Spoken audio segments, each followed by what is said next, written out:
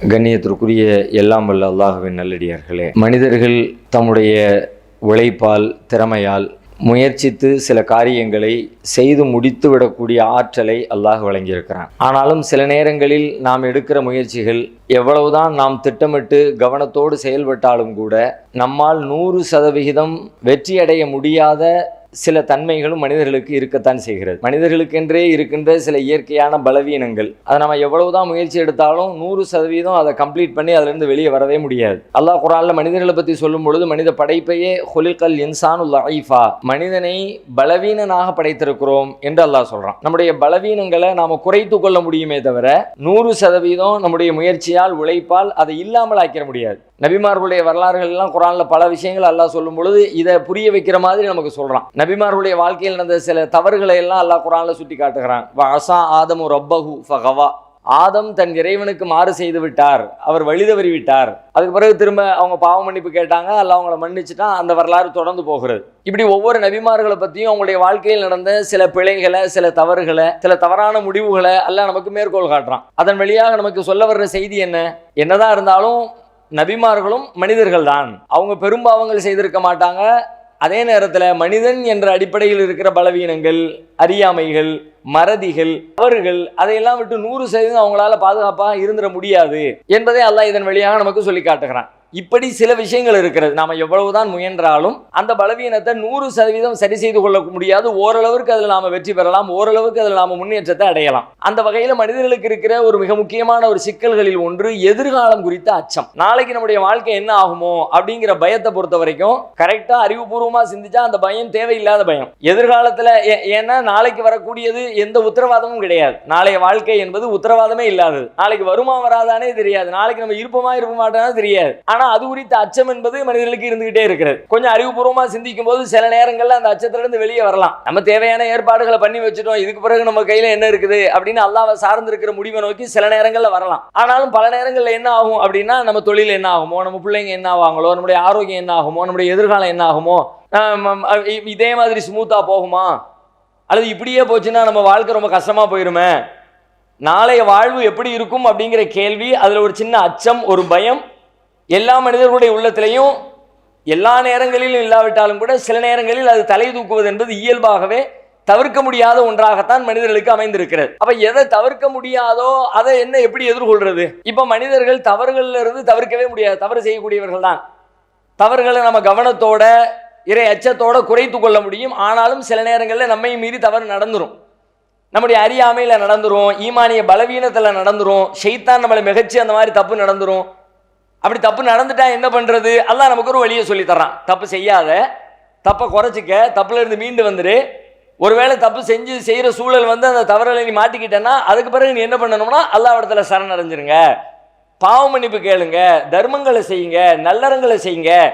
அந்த நன்மைகளை செய்வதன் வழியாக அந்த தீமைகள்ல இருந்து உங்களை பாதுகாத்துக் கொள்ளுங்க. இன்னல் ஹசனாத்தி யுத்ஹிபுன ஸய்யாத், நன்மைகள் தீமைகளை அழித்து விடும். நீங்கள் அந்த பாவத்தை செஞ்சிட்டீங்கன்னா ஒருவேளை அந்த பாவத்துக்காக வேண்டி நன்மைகளை செஞ்சு அந்த பாவத்தை அழிக்கிற வேலைகளை பாருங்கன்னு, பாவங்கள்ல இருந்து நீங்க மீண்டு வாங்க. ஒருவேளை உங்களையும் மீறி நிகழ்ந்து விட்டால் அதுக்கு என்ன பண்றணுங்க பரிகாரம் சொல்றான். அதே மாதிரி தான் எதிர்கால அச்சம் என்பது தேவையில்லாதது, அது அவசியமே இல்லாதது. ஆனா சில நேரங்களில் தவிர்க்க முடியாம உங்களுக்கு அந்த அச்சம் வந்துச்சுன்னா அது என்ன பண்றது, எப்படி எதிர்கொள்றது? இதுக்கு ஒரு உளவியல் ரீதியான பாடத்தை திருக்குர்ஆன் நமக்கு கற்றுத்தருகிறது. ரொம்ப அற்புதமான ஒரு சைக்காலஜி அல்லாஹ் நமக்கு பாடமாக கற்றுத்தர்றான். குர்ஆன்ல பல வரலாறுகளில் இந்த செய்தியை அல்லாஹ் நமக்கு பேசுறான். உதாரணமாக சொல்றதா இருந்தா நபி மூசா அலைஹிஸ்ஸலாத்துடைய வரலாறு சூரத்து தாஹா 20வது அத்தியாயத்தில் மூசா நபியினுடைய வரலாற்றை அல்லாஹ் சொல்லிக்கிட்டே வர்றான். ஆரம்பத்திலிருந்து அல்லாஹ் தன்னை பற்றி பேசுகிறான், திருக்குர்ஆனை பற்றி பேசுகிறான், அல்லாஹ்வுடைய பெயர்களுடைய பண்புகளை பற்றி பேசுகிறான். இப்படியெல்லாம் சொல்லிட்டு வந்துட்டு ஒரு கட்டத்தில் மூசா நபியினுடைய வரலாறு அல்லாஹ் ஆரம்பிப்பான். நீங்கள் எப்படி ரசூலுல்லாஹ் பார்த்து அல்லாஹ் பேசுகிற மாதிரி நீங்கள் எப்படி இப்போ சிரமப்பட்டுக்கிட்டு இருக்கிறீங்களோ இது மாதிரி தான் ஒரு காலத்தில் மூசா நபி சிரமப்பட்டாங்க. அவங்களுக்கு நம்ம நிறைய உதவிகளை செஞ்சோம், அவங்க வெற்றி அடைஞ்சாங்க, அது மாதிரி நீங்களும் வெற்றி அடைவீங்க என்கிற ஒரு நம்பிக்கையை கொடுப்பதற்காக மூசா நபியினுடைய வரலாற்றை அல்லாஹ் பேச ஆரம்பிக்கிறான். அவர் சொல்லிக்கிட்டே வரும்போது மூசா நபி வர்றாங்க, மதியிலேருந்து புறப்பட்டு வர்றாங்க, மலை அடிவாரத்தில் வந்துடுறாங்க, தூரத்தில் நெருப்பு தெரியுது, நெருப்பை தேடி போகிறாங்க. அல்லாஹ் அவங்கள நபியாக தேர்ந்தெடுக்கிறான், அவங்களுக்கு சில அற்புதங்களை கொடுக்குறான். நீங்கள் போய் ஃபிரௌன் இடத்துல பிரச்சாரம் பண்ணுங்க அப்படின்னு சொல்லி சொல்கிறான். இதுஹபு இலா ஃபிரௌன இன்னஹு தகா, ஃபிரௌன் இடத்துல போங்க, அவன் வரம்பு மீறிக்கிட்டு இருக்கிறான் அப்படின்னு அவங்களுக்கு கட்டளையை போடுறான், ஆர்டரை போடுறான். இப்போ மூசா நபியுடைய உள்ளத்தில் தயக்கம் வருது. அது எப்படி அங்கே எப்படி முடியும்? எவ்வளோ பெரிய ஆளாம, எவ்வளோ பெரிய மண்ணை, என்னெல்லாம் அவனுக்கு நமக்கு எவ்வளோ பெரிய வாக்கிய தகராறுலாம் இருக்குது. எனக்கு நம்ம அங்கே போனால் நமக்கு பேசக்கூட வராது. அப்படியே சொல்கிறாங்க, வயலீகு சதுரி வலா என்தலிகு லிசானி, என்னுடைய நெஞ்சமும் இறுகிவிடும், நாவுகளும் எழாது. நாவும் எழாது அப்படின்னா பேசவே வர. அங்கே போய் நின்றுக்கிட்டு பேச சொன்னா எப்படி பேச்சு வரும்? அது மாதிரியான ஒரு அப்படி இல்லை அப்படின்னு எல்லா இடத்துல சொல்கிறாங்க. அதோடு மட்டும் இல்லை, மேலும் சொல்கிறாங்க, யாரெல்லாம் ஆல்ரெடி ஒரு குற்றம் வேற என் மேலே இருக்குது, ஒரு கொலை குற்றம் இருக்கிறது.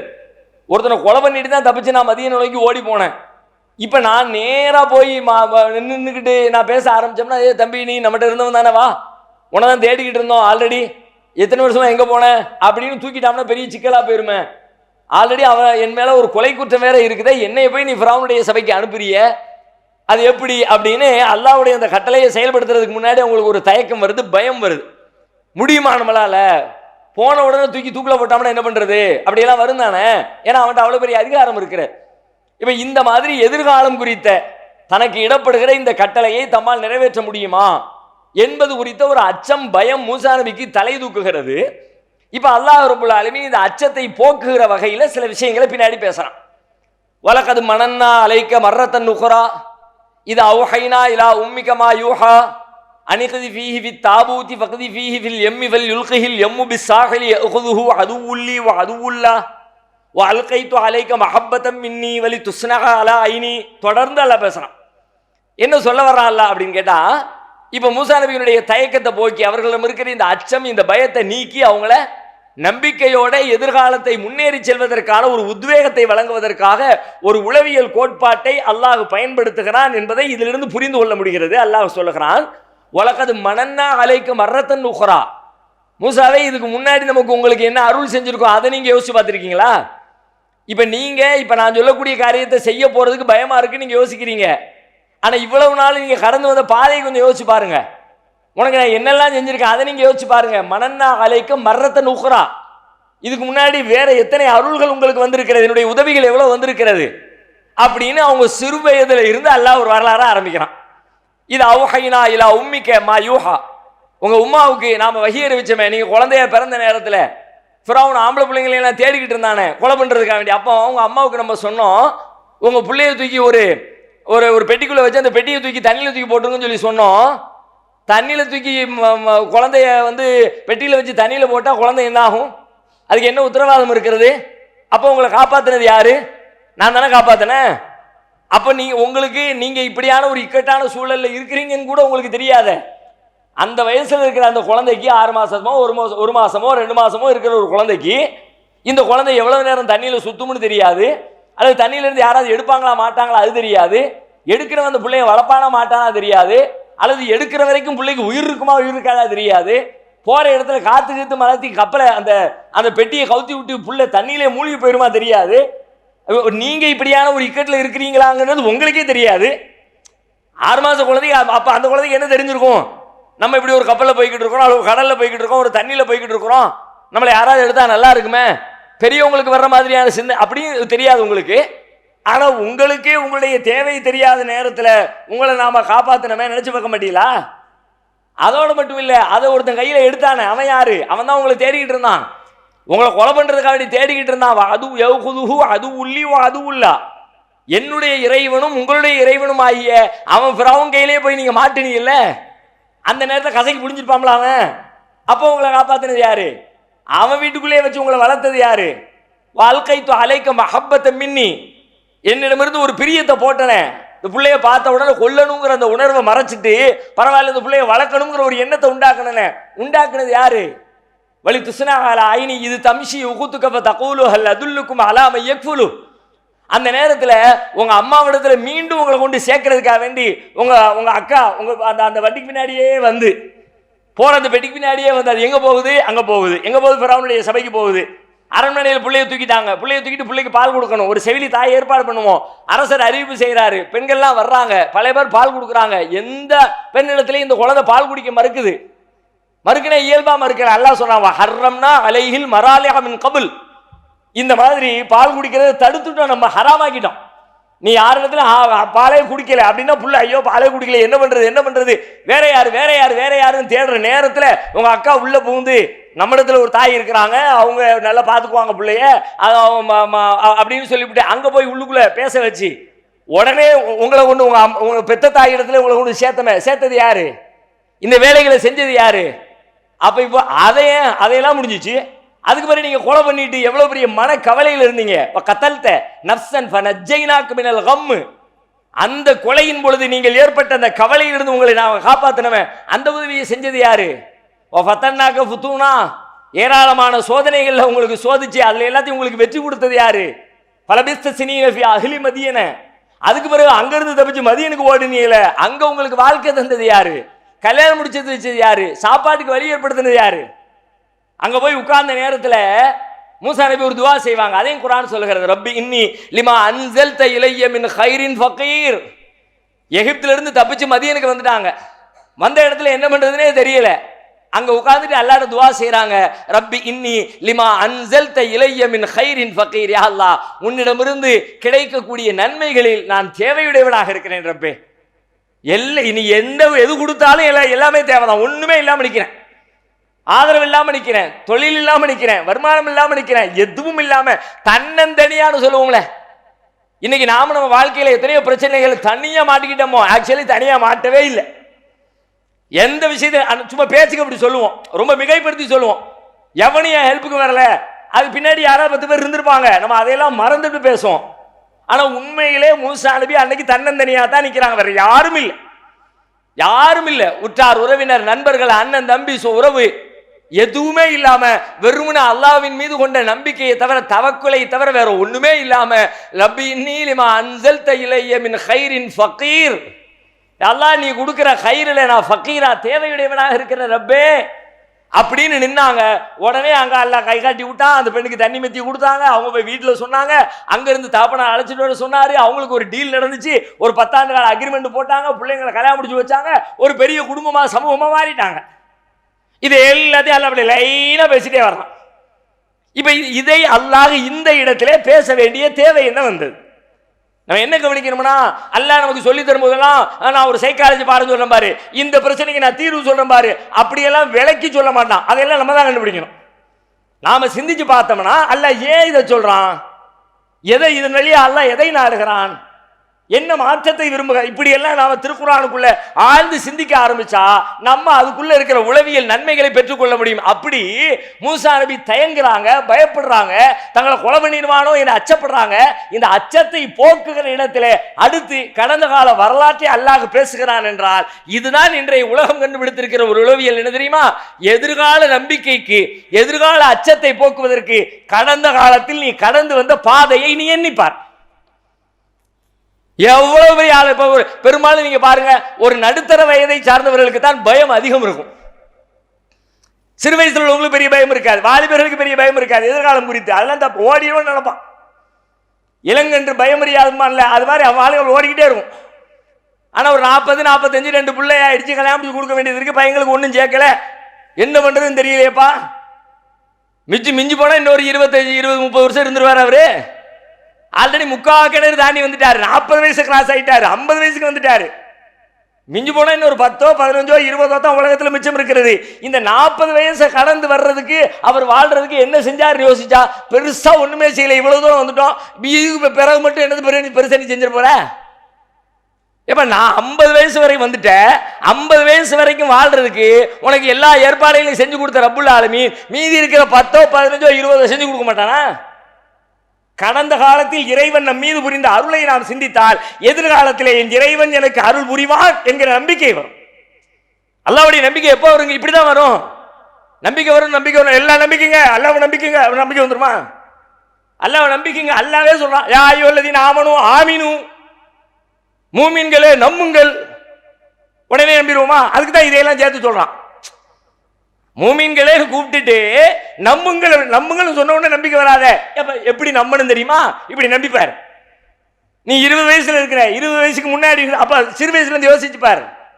இவ்வளவு இக்கட்டுல மாட்டிக்கிட்டு இருந்தேன், இதுல இருந்து எப்படா தப்பிக்கிறது அப்படின்னு நினைச்ச பல விஷயங்கள் இன்னைக்கு யோசிச்சு பார்த்தீங்கன்னா அதுல இருந்தெல்லாம் தப்பிச்சு அதை விட எல்லாம் சூப்பரா மாறி அதை விட வாழ்க்கை மாறி 15 வருஷத்துக்கு பிறகு யோசிச்சு பார்த்தா அன்னைக்கு நான் என்ன யோசிச்சேன், இதுல இருந்து தப்பிக்க முடியுமா அப்படின்னு நினைச்சு அழுதுகிட்டு இருந்தேன். இப்போ அது மறந்தே போச்சப்பா.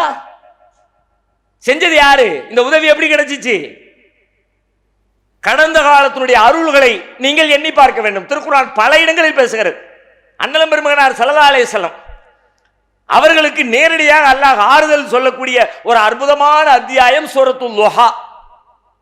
வல்லுஹா வல்லைலி இதா சஜாங்கறம்ல, இருள்களுக்கு பிறகு வெளிச்சம் வரும், வெளிச்சத்திற்கு பிறகு இருள் வரும், நெருக்கடிக்கு பிறகு இன்பம் வரும், இன்பத்திற்கு பிறகு நெருக்கடிகள் வரும் என்பதை அற்புதமாக சொல்லுகிற ஒரு அருமையான அத்தியாயம். இந்த அத்தியாயம் எங்க துவங்கும் தெரியுமா? சூரத்துல் லைல், இரவு என்கிற சூரா முடிகிற இடத்துல முற்பகல் வல்லுஹா என்கிற சூரா ஆரம்பிக்கும். ஒரு இலக்கியமா சிந்திச்சு பாருங்க. இரவு முடியும் போது காலை ஆரம்பிக்குதுல, லைல் முடியும் போது லுஹா ஆரம்பிக்குது. ரெண்டும் ஒண்ணுதான். லைல்னா இரவு, லுஹானா காலை. இரவு முடிகிற பொழுது காலை வருகிறது. அந்த காலை எப்படி வருகிறது அல்லாஹ் பேசுகிறான். வல்லுஹா முற்பகல் மீது சத்தியமாக, வல்லைலி இதா சஜா மூடிக்கொள்ளும் இரவின் மீது சத்தியமாக. இரவு முடிஞ்சு லுஹா ஆரம்பிச்சது.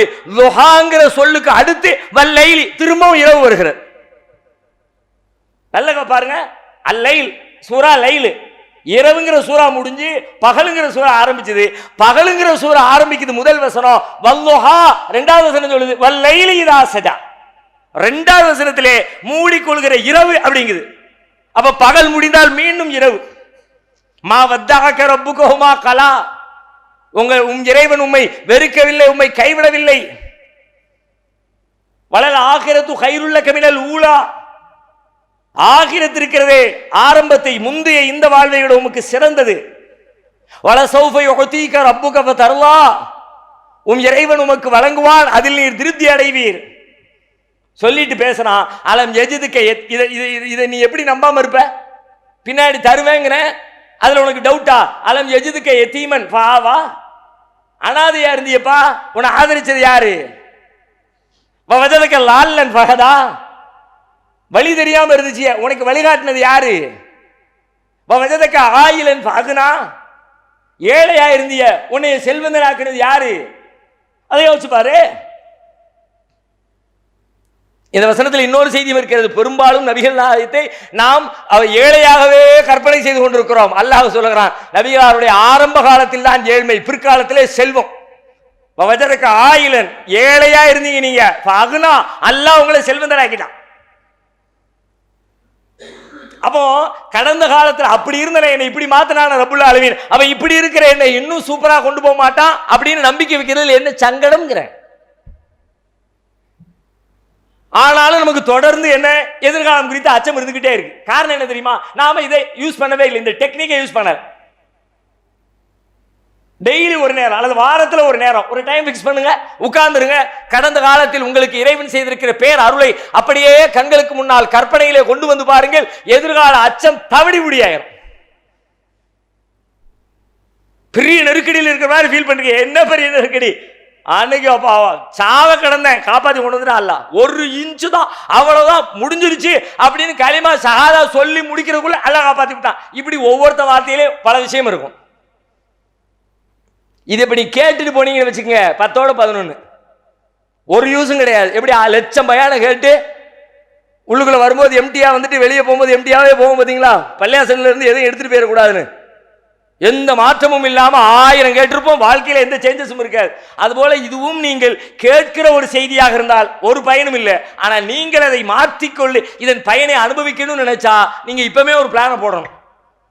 தினந்தோறும் சுபுகுக்கு பிறகு அல்லது வாரத்தில் ஒரு நாள் ஜும்மாவுக்கு பிறகு ஏதோ ஒரு டைம் உங்களுக்கு வசதியான ஒரு நேரத்தில் ஃபிக்ஸ் பண்ணி வைத்துக்கொண்டு அன்றாடம் நீங்கள் மீண்டும் மீண்டும் கடந்த காலத்தில் அனுபவித்த அருட்கொடைகளை எண்ணி பார்ப்பதுன்னு முடிவெடுங்க.